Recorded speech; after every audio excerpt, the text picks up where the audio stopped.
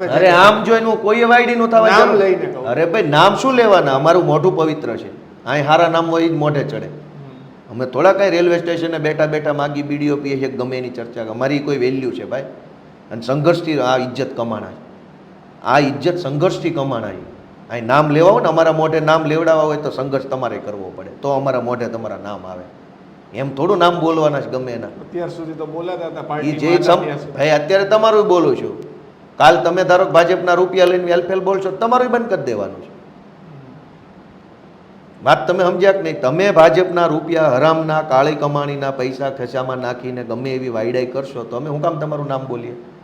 અને મેં તમને મોઢે માર્યા આટલા મુદ્દા, જાઓ કાગળિયા ચૂથો ને ગોતો, જાઓ ન બોલ્યા કહેજો ગોપાલ ખોટું બોલી ગયો ઇન્ટરવ્યુમાં. આટલા મુદ્દા જે વેદનાની ડાયરીમાં લખ્યા છે એ જ મુદ્દા મેં ઉઠાવ્યા છે. હજુ હું તમને ખેડૂતોના કહી શકીશ, ટેકાના ભાવમાં લેટ પેમેન્ટ થતું હતું એનો મુદ્દો મેં વિધાનસભામાં ઉઠાવ્યો. માંડવી તમે મગફળી, સોયાબીન, ચણા, તુવેર વેચી હોય, 2 મહિના પેમેન્ટ ન થતું એ મુદ્દો મેં ઉઠાવ્યો. પાક વીમાનો મુદ્દો પણ મેં મૂક્યો છે.